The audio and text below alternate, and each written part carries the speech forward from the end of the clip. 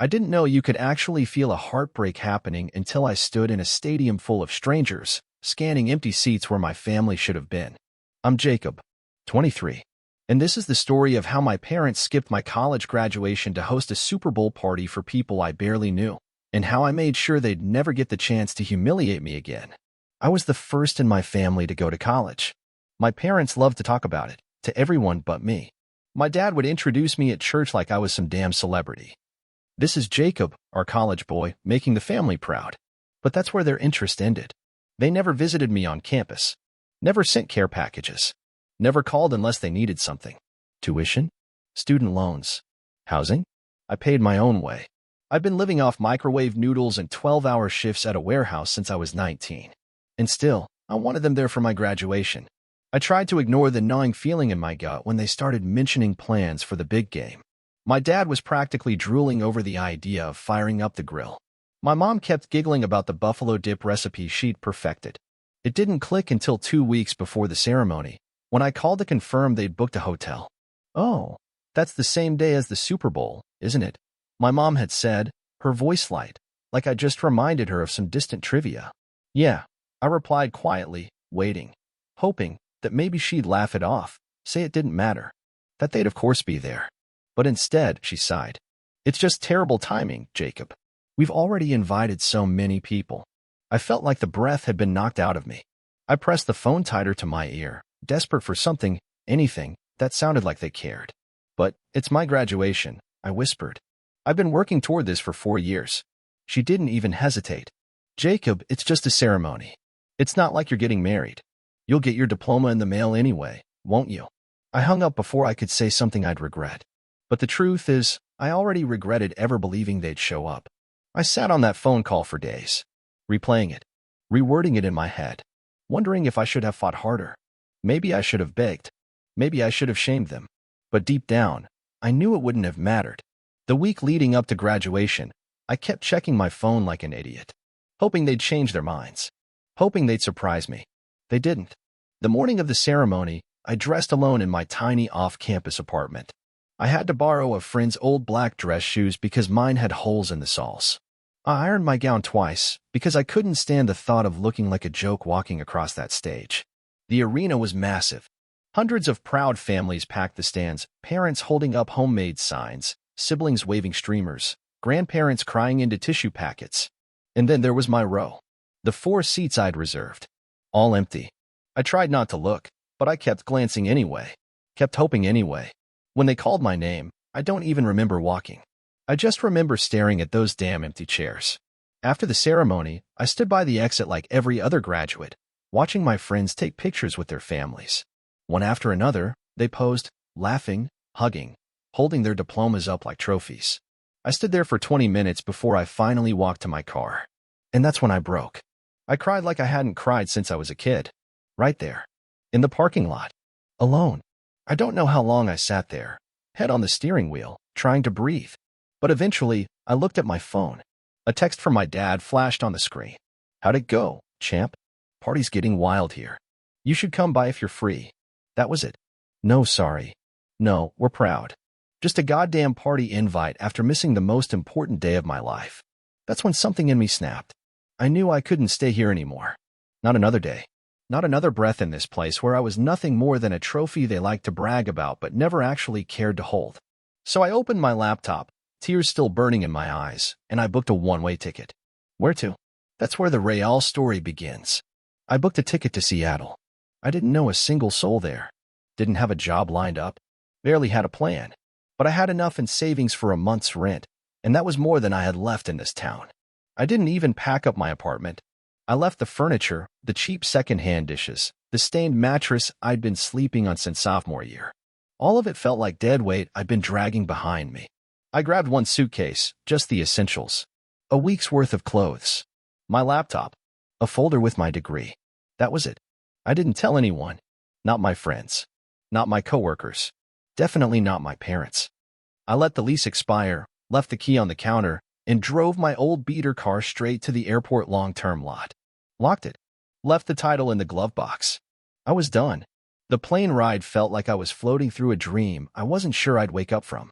I kept staring out the window like I was watching someone else's life happen. When I landed in Seattle, the city hit me like a punch to the chest. It was cold, wet, gray, but alive. It didn't know me. It didn't owe me anything. And somehow, that felt like freedom. I used the airport Wi-Fi to book a dingy motel for the night. It smelled like mildew and cigarette smoke, but it had 4 walls and a lock, and that was all I needed. I crashed hard. Didn't wake up until nearly noon the next day. When I did, I had 37 missed messages. 5 from my mom, 10 from my dad, 22 from random family members. I didn't even bother reading them. I just deleted every single one and turned off my phone. But one thing kept gnawing at me, how they still didn't know I was gone. How they probably still thought I was sitting in that apartment, stewing in their rejection like always. So I turned my phone back on, opened the family group chat, and typed one sentence. Hope the party was worth it. Don't bother looking for me. And then I blocked them all. It was the most terrifying and freeing thing I'd ever done. The first few days in Seattle were brutal. I lived off vending machine snacks and the last $20 in my wallet. I walked for hours, looking for help wanted signs, but nobody wanted to hire a stranger with no local references. I ended up at a 24-hour diner near the motel. It had this neon sign buzzing like it was about to give out any second. I sat at the counter, ordered the cheapest thing on the menu, a black coffee, and tried to figure out how the hell I was going to survive. That's when I met Theo. He was the overnight cook. Mid-30s. Tired eyes. Tattoos creeping up his neck. He looked like the kind of guy you'd cross the street to avoid. But when he caught me staring at the job posting taped to the register, he smirked. You looking to flip eggs or run the register? He asked, wiping his hands on a towel. I laughed, but it came out sounding more like a choked sob. I think that's when he knew I wasn't just another late-night customer.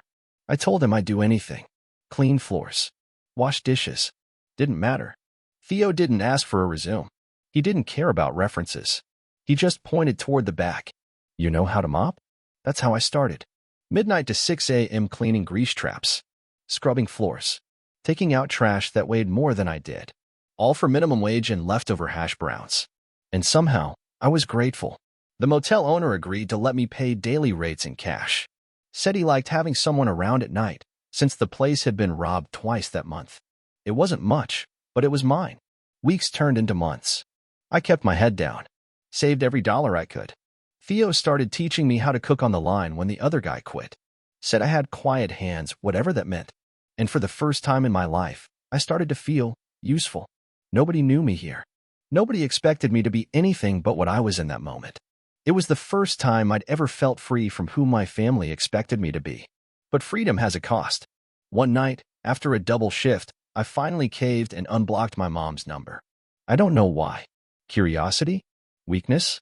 Maybe both. Dozens of messages flooded in, but one stuck out. Jacob, your dad and I need your help. Please call us. I almost laughed. Of course they needed something. But then another one came through. This one made me sit up straight. It's about your grandfather's will. We need to talk. I hadn't thought about my grandfather in years. He died when I was 17. Quiet man. Always wore the same plaid shirts. Took me fishing once when I was little. He was the only one who ever really looked me in the eye when I spoke. My dad had always been weirdly secretive about his estate. Said there wasn't much left after the medical bills. But something about that message felt off. I stared at my phone until the screen dimmed. My stomach turned. I knew I shouldn't care. I wanted not to care. But something told me this wasn't over. Not even close. I almost smashed my phone when I saw her text. It's about your grandfather's will. Classic. Reel me back in with fake emergencies. I ignored it all night, but I couldn't let it go. My grandfather had money, nothing insane, but enough. A paid-off house. Savings. My dad always claimed there was nothing left, but now they were suddenly reaching out? I called from a blocked number. My mom answered on the second ring. Jacob? Please, baby, just listen. Her voice dripped fake sweetness. It made me sick. She rambled about how they found something while cleaning an envelope addressed to me from the lawyer who handled Grandpa's estate. She insisted it was big. I knew they were hiding something. What's in it? I snapped. She lied, of course. Said it was sealed, untouched. But I knew better. Send me a picture, I demanded. She hesitated, then sent it. My full name printed on the front. George T. Blakely, attorney. I Googled him, still practicing back home. I didn't text her back. I called the lawyer directly. Jacob Collins? He asked after a pause. I handled your grandfather's estate. I tried to contact you after you graduated, but your parents told me you didn't want it. I felt sick. They'd lied for years. They knew. I asked what was in the letter. He refused to discuss it on the phone, but agreed to send it overnight if I signed for it. I gave him the address of the diner. Paid for the shipping. That night, I didn't sleep. When it arrived, I locked myself in the back of the diner, tore it open, and read the first line. Jacob, if you're reading this, it means you made it. My chest tightened as I read. I'm sorry I couldn't be there to tell you this in person, but I need you to know something your parents never wanted you to find out. I held my breath, gripping the edge of the table. I didn't leave my estate to them, Jacob. I left it to you. I had to read the line again to make sure I wasn't imagining it. He left it to me. Not my dad. Not my mom. Me. There was a notarized document included, stamped, and signed. It clearly named me as the sole beneficiary of his house, his truck, and a savings account I didn't even know existed. The letter explained how my parents had pressured him for years to put everything in their name. He wrote about how they made him feel like a burden, about how they only visited when they needed money. He said the only person who seemed to visit just to see him was me. You were the only one who ever asked me about my stories, Jacob. The only one who listened. My throat closed. I remembered those weekends when I was a kid, when everyone else ditched him and I'd sit on the porch with him, just talking. I thought it never mattered to anyone. But it mattered to him. The letter ended with one last line. This is yours, Jacob. Start fresh. Do better than we did. I folded the letter and stared at the legal documents. My parents had hidden this from me for years. Lied to me. Lied to everyone. They'd let me think he'd left nothing. Meanwhile, they probably used that house and savings like it was theirs to control. That's why they were calling now. Not to fix things. Not because they missed me, but because they knew the truth had a paper trail, and it was catching up to them. I knew what I had to do. I called the lawyer back and confirmed the estate was still legally mine. He explained that since I hadn't claimed it, the property had been sitting in limbo, but nothing had changed the paperwork. They had no right to use it, Jacob. It's still yours, he confirmed. I asked him to send me everything, certified copies, all official paperwork. The next day, I had them in my hand. I thought about calling my parents to confront them, to scream, to demand answers. But what was the point? They'd only twist it, like they always did. No, I had something better in mind. I wasn't going to waste time fighting them on the phone. I knew how they worked. Emotional traps, guilt trips, fake tears. I wasn't falling for it again. No, I needed to hit them where it hurt, their control. I called the county clerk's office the next morning to check on the property status. Sure enough, my parents had been paying utilities and property taxes in their own name, trying to make it look like they owned it. But the title was still legally in my name. They must have assumed I'd never check. I asked what I needed to do to officially claim possession. They told me I just needed to file a notice of ownership and show the certified documents. It was that simple. So I booked the earliest flight back home. I didn't tell anyone, not even Theo. When I landed, I rented the cheapest car they had and drove straight to the property. I hadn't seen the house in years. I almost didn't recognize it. The place was trashed. Overgrown yard. Rusted gutters hanging loose. Junk piled on the porch. They'd let it rot. I sat in the car for a long time, gripping the steering wheel. I could see my dad's truck in the driveway. The lights were on inside. They were living there like they owned the place. I took a breath and drove to the clerk's office. It took less than 20 minutes. A signature. A stamp. Done. The clerk asked if I needed copies sent anywhere. I gave them my parents' address. I wanted them to see it in black and white. I wanted them to know they'd lost. I didn't stick around. I drove straight back to the airport. That night, I turned my phone back on. The first message popped up an hour later. You think this is funny? After everything we've done for you? You think you can just steal from your family? I didn't reply. I let the paperwork speak for me. 2 days later, I emailed the lawyer again. I asked him if I had the legal right to remove them from the property. He didn't hesitate. Absolutely. He drafted the eviction paperwork and had it mailed to their door certified, signature required. By the time they got it, my phone lit up like fireworks. Missed calls. Voicemails. Rage-filled texts. They were spiraling. You're disgusting. You're ruining your mother's health. We raised you, and this is how you repay us? Come here and face us like a man, you coward. It was like watching a fire burn itself out. I didn't answer a single one. Legally, they had 30 days to vacate. But knowing my parents, they'd fight to the last second. 2 weeks in, I got a message from an unknown number. It was a photo. My childhood bedroom trashed. Broken furniture. Holes punched in the wall. Spray paint on the mirror. No caption. Just the photo. They wanted me to know they were tearing the place apart on their way out. I should have been furious. But all I felt was numb. That house wasn't my home anymore. It hadn't been for years.